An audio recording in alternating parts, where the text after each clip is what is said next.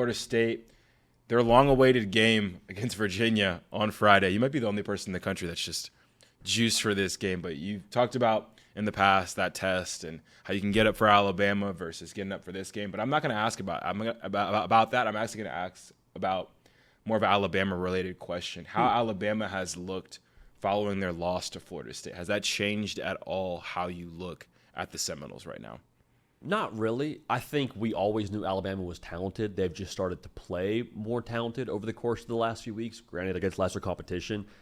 I really just keep going back to this idea that the change in coordinators, the change in personnel in that roster, quite frankly, with like 40 to 45 new players, I think we're seeing that start to settle in and result in like a different attitude and confidence for Florida State. I just really want to see what they are whenever they get punched in the mouth and they, God forbid, go down 10 points to somebody. Like, okay, it's been a hot start for this team, and they've had a lot of momentum, but we've seen with Thomas Castellanos, it can go a lot of different directions pretty quickly. And that's coming from someone that has Thomas Castellanos top 3 right now in my, way too early Heisman ballot for how things are rolling this year. So I don't think any less of the Alabama win. I think the Alabama win in itself, I think, will only age better for Florida State because I think they're going to get off the ropes and be a team we have to talk about here in November.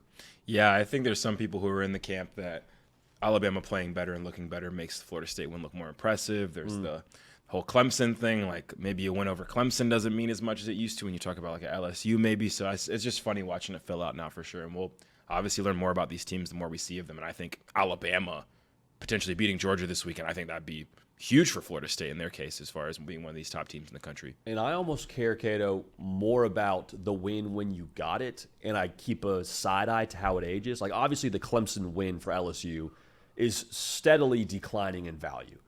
But Florida State, when they got that win over Alabama, there should have at least been a lot of conversation for Alabama of, okay, we're trying to get back to our standard. Okay, this is us going on a run this year. Okay, we're so talented. We got a lot of guys back. Like, I think the external variables for a game that you play, especially in week 1 of the college football season, it's easy to do the hindsight's 2020 thing and say, well, Bama maybe wasn't as good as we thought they were. It's like, I don't know if that's a fair conversation. Like the psyche in a locker room, you know this as well as anybody, varies so much week to week. Like, I guarantee Alabama walked into that game against Florida State seeing themselves as a top 5 team, top 3 team in all of college football, whereas now they're a little more hungry, which is maybe a good thing for Bama. But I think that in itself doesn't get talked about enough relative to these rankings and looking at wins after the fact. I freeze that win for Florida State when it comes to that Bama win for me. Yeah, and I think how they did it too is always going to just stand the test of time. Like, we all remember what it looked like, how they beat Alabama and the way they took it to them. Like,